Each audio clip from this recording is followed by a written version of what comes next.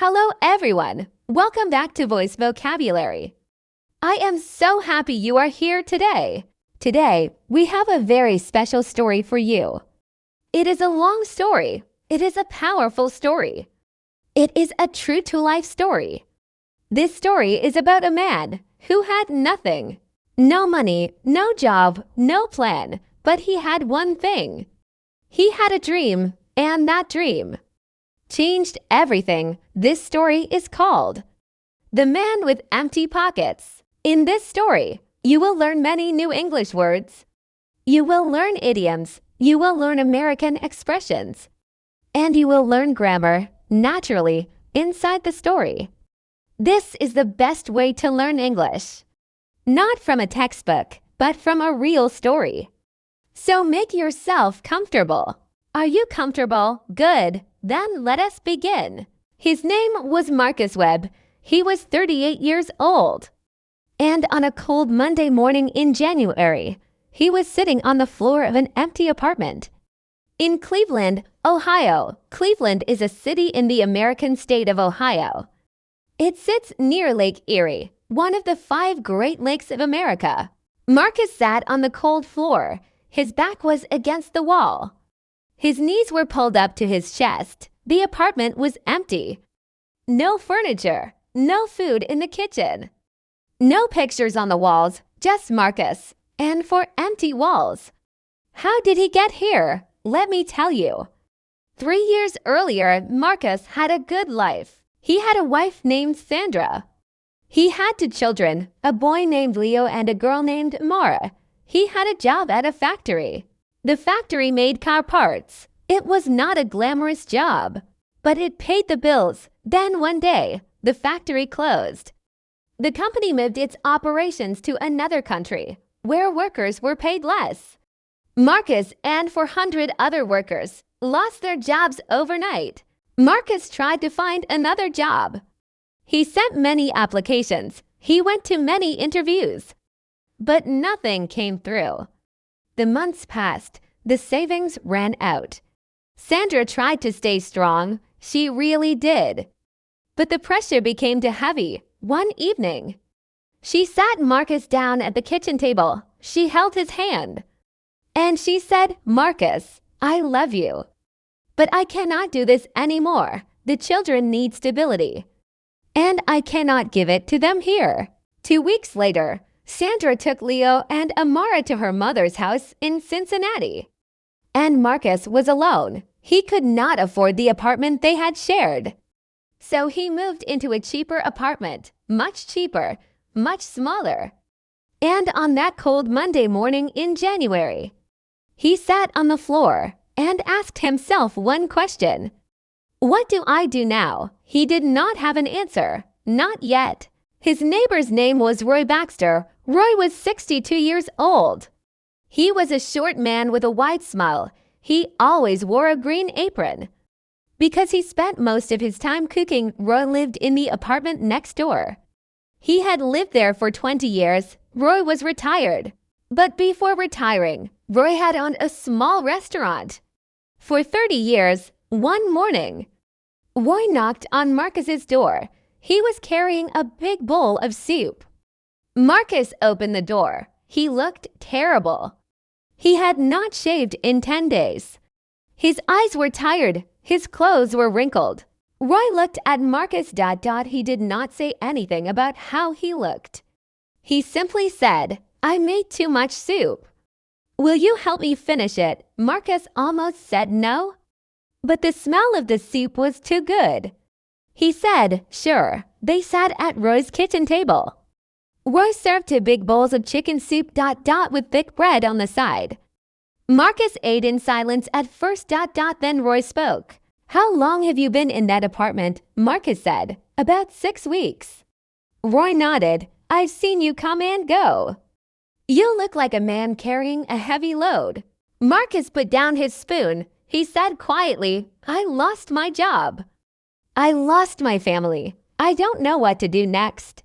Roy listened carefully. He did not give advice immediately.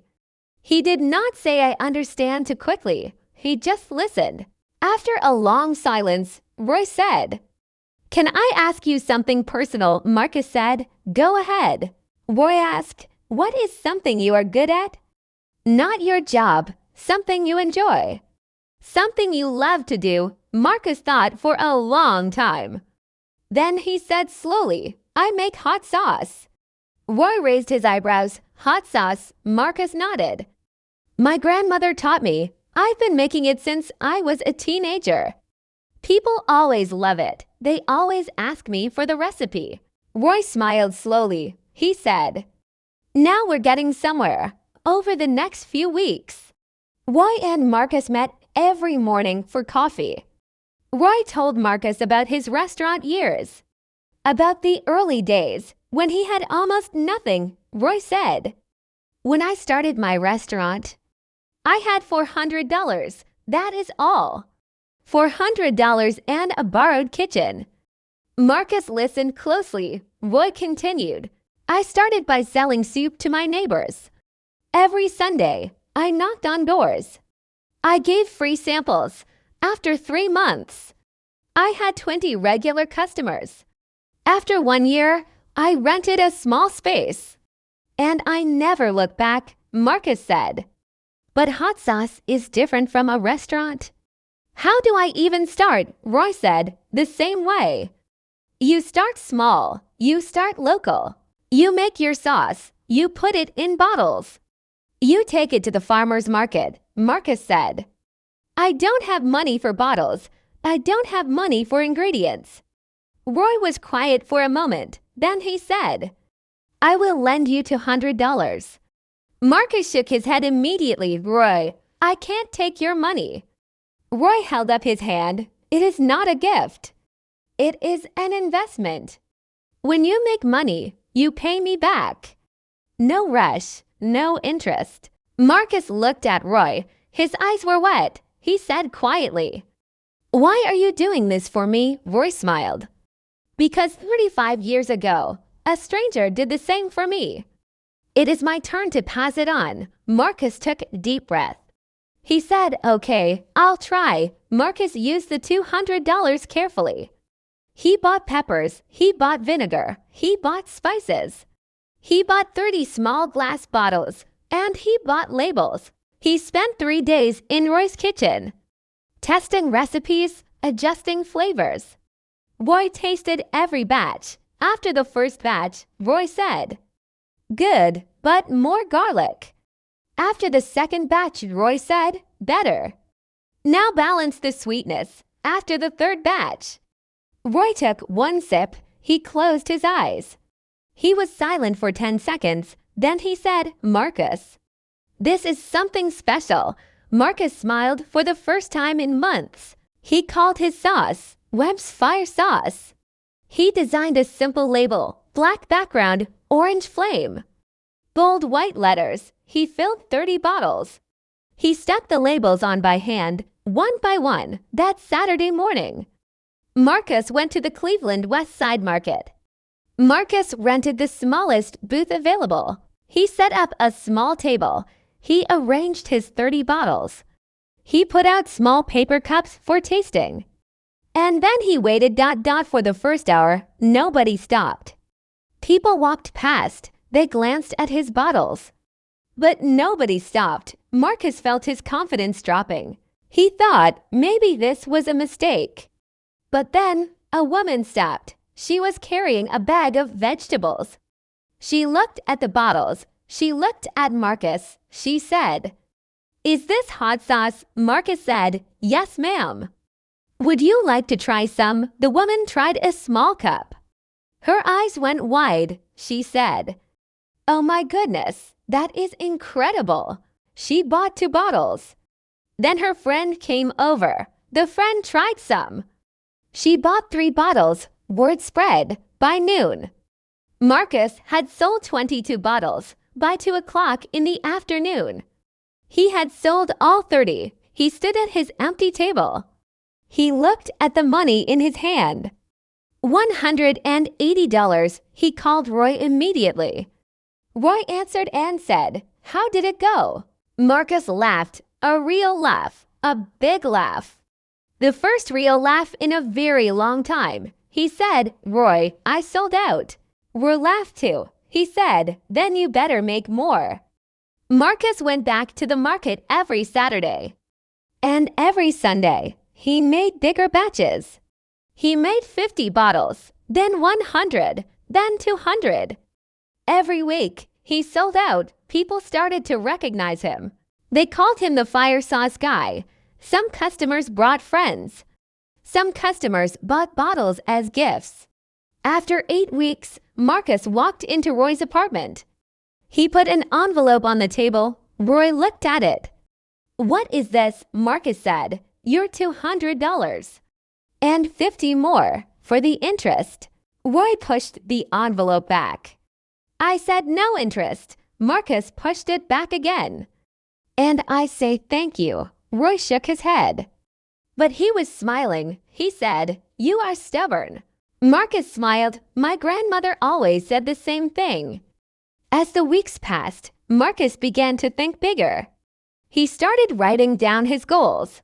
He made a simple business plan. Marcus wrote 3 goals. Goal 1, get into 3 local grocery stores. Goal 2, create a website. Goal 3, hire 1 helper by the end of the year. He taped this paper to his bathroom mirror so he could read it every morning. Marcus worked hard. He woke up at 5 in the morning. He made sauce until noon. Then he delivered orders.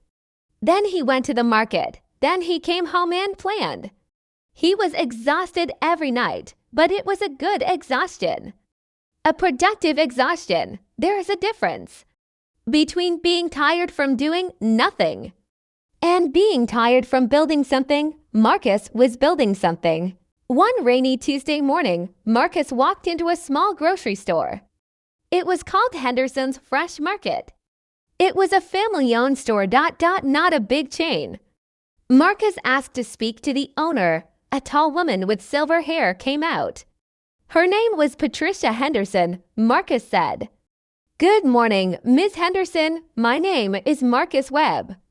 I make a hot sauce called Webb's Fire Sauce. People at the West Side Market love it. I would like to ask if you would carry it in your store." Patricia looked at him. She crossed her arms. She said, "I get 3 or 4 people in here every month asking the same thing." Marcus nodded calmly. He said, "I understand.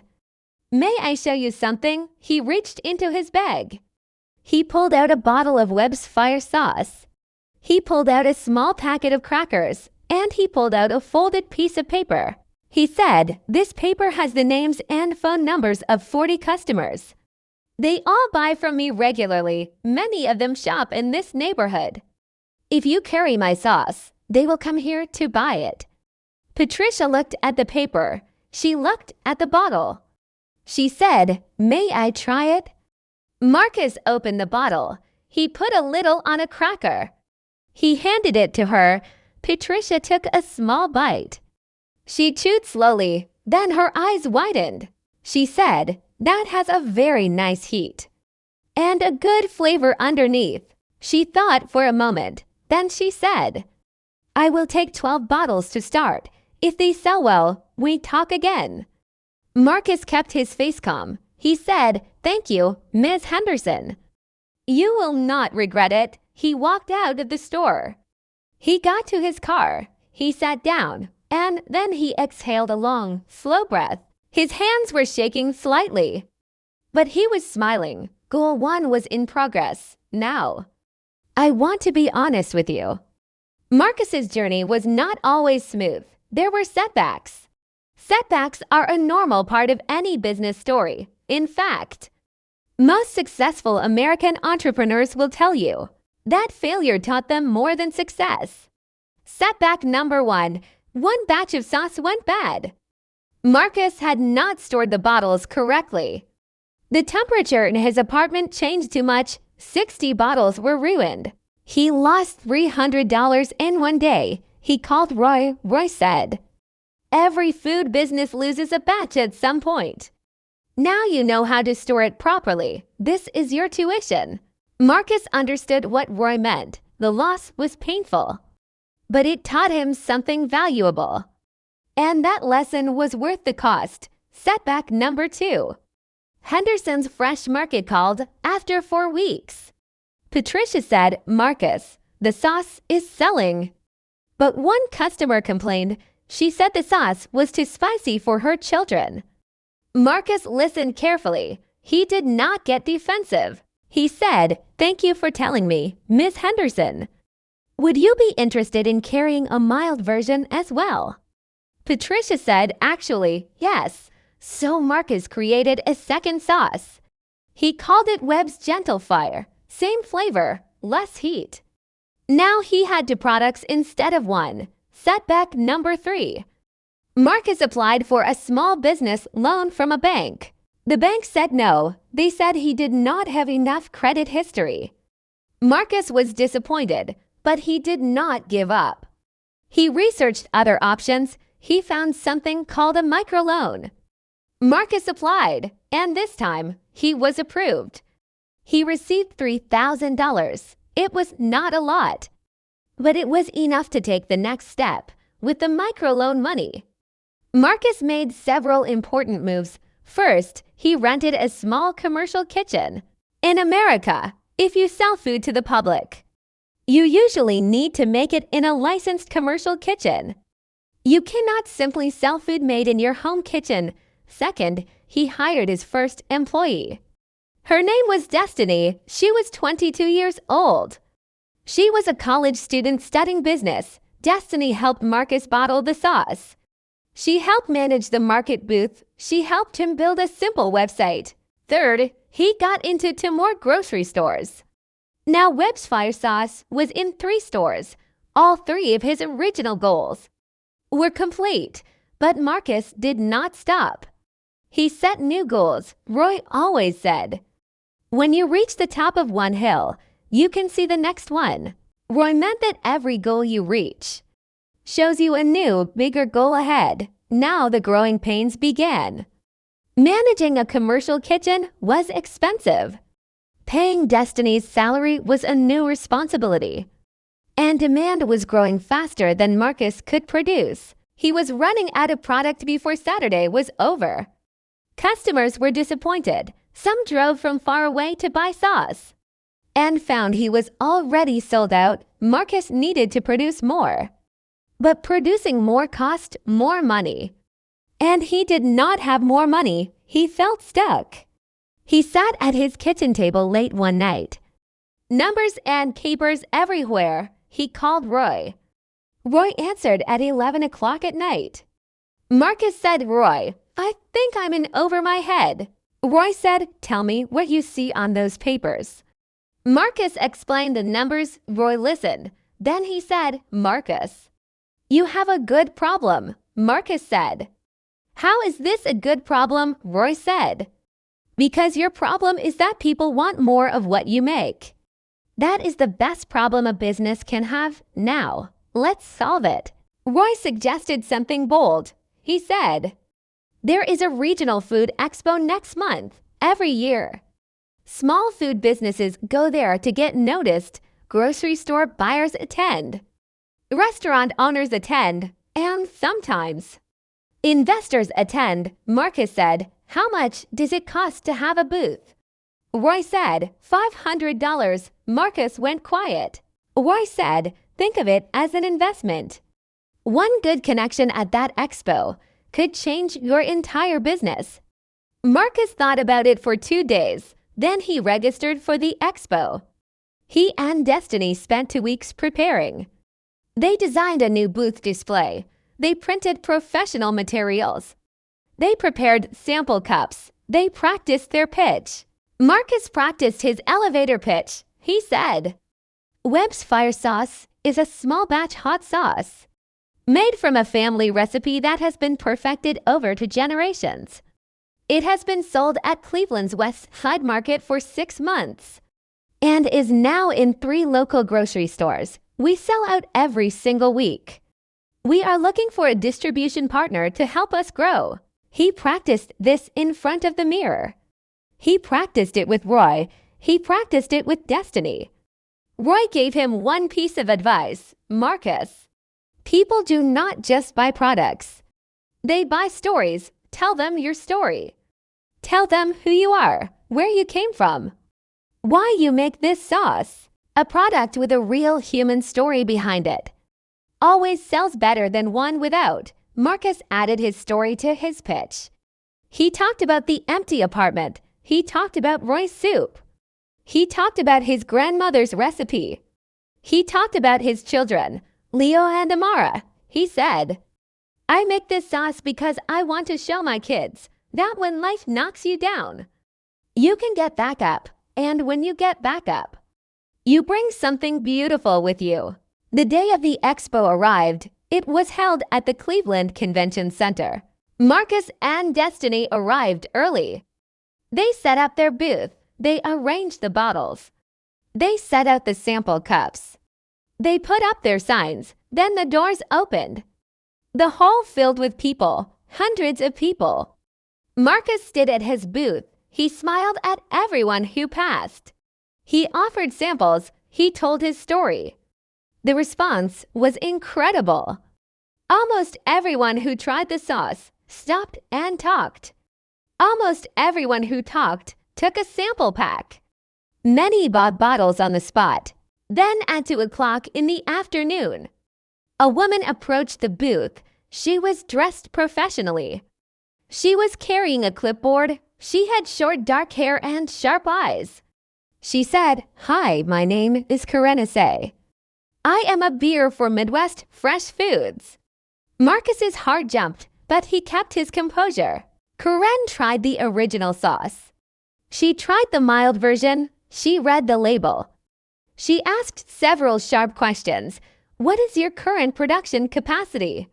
How consistent is the recipe from batch to batch? Do you have any food safety certifications? Marcus answered each question honestly. When he did not know an answer, he said so clearly, he said, I do not have food safety certification yet, but I have been making this in a licensed commercial kitchen for 4 months. Getting certified is my next step. Karen nodded slowly. She wrote something on her clipboard. Then she said, I like your product. And I like your story. If you get your food safety certification, and if you can show me you can produce 500 units a week consistently, I would like to have a formal conversation about putting Webb's Fire Sauce in our stores. She handed him her business card. Marcus took it with both hands. He said, Thank you, Mrs. I will be in touch. I will be in touch, Gibbs. I will contact you again soon. She walked away. Destiny grabbed Marcus's arm. She whispered, Was that who I think it was? Marcus nodded. Destiny said, Marcus. That is 68 stores. Marcus looked at the business card. He said quietly, I know. Let's get to work. The next 3 months were the hardest of Marcus's life, but also the most exciting. He got his food safety certification. It required studying. It required inspections. He passed on the first try. He hired 2 more workers. Now he had a team of 3. He upgraded his equipment. He bought a bigger bottling machine. He rented more space in the commercial kitchen. He improved his labeling process. He sent Karenase a detailed report every 2 weeks, showing his progress, showing his numbers, showing his consistency. After 12 weeks, he could produce 600 units per week. He called Karenase. She answered on the second ring. He said, Mrs. A, this is Marcus Webb. Webb's Fire Sauce. We met at the expo, she said. Mr. Webb, I was wondering when you would call. Tell me what you have. Marcus told her everything. The certification, the production numbers, the consistency reports. Karen said, Come to our office next Thursday.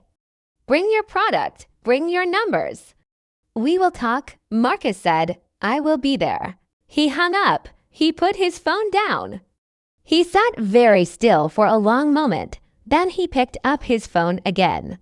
He dialed a number. It rang twice. A little girl's voice answered. Daddy, it was Amara, Marcus said. Hey baby girl, Daddy just has something to tell you. Amara said, "What is it, Daddy?" Marcus said, "Things are going to get better." "I promise." There was a pause. Then Amara said, "I know, Daddy. I always knew." Marcus had to close his eyes sometimes. The people who believe in us the most are the ones we least expect. Thursday came. Marcus put on his best clothes. He ironed his shirt. He shined his shoes. He packed 2 bottles of original sauce, 2 bottles of mild sauce, and a folder with all his documents. Destiny drove him to the Midwest Fresh Foods headquarters. It was a large modern building, glass and steel. Very different from Marcus's small kitchen. He checked in at reception. He waited in the lobby. He was nervous. He was honest about that ... but he remembered what Roy always said. Nerves mean you care. Use them. Karen came out and greeted him warmly. She led him to a conference room. There were 2 other people in the room, a man named David who handled supplier contracts, and a woman named Rachel who managed quality control. The meeting lasted 2 hours. They asked hard questions. Marcus answered them all. They tasted the sauce. They reviewed the documents. They discussed pricing. They discussed packaging. At the end of the meeting, Karen looked at David. David nodded. Karen looked back at Marcus. She said, "Mr. Webb, we would like to place an initial order of 2,000 units across 10 of our stores if it performs well over 90 days. We expand." Marcus said, "I can do that." Karen smiled. "Good. Welcome to Midwest Fresh Foods, Mr. Webb." They shook hands. Marcus walked out of that building and stood on the sidewalk. The sun was out. The wind was cold. Cleveland in winter. He thought about the empty apartment. He thought about the cold floor. He thought about Roy's bowl of soup. He thought about Sandra. He thought about Leo and Amara. And he thought about his grandmother, stirring hot sauce in a small pot, singing to herself in the kitchen, saying, "Everything worth having takes time." He smiled. Then he called Destiny. She answered immediately. "Well," Marcus said, "pack your bags. We just got into 10 stores." Destiny screamed so loudly. Marcus had to hold the phone away from his ear. He was laughing. Really laughing. 6 months after the deal with Midwest Fresh Foods, Webb's Fire Sauce was in 42 stores, not 10, 42. Because the original 10 stores sold out in 3 weeks. And Midwest Fresh Foods expanded immediately. Marcus hired 5 more people. He moved into a real production facility. He rented a small but real office. He bought a proper desk. He hung one thing on the wall above his desk. The original paper with his 3 goals, taped from his bathroom mirror, wrinkled and stained with sauce.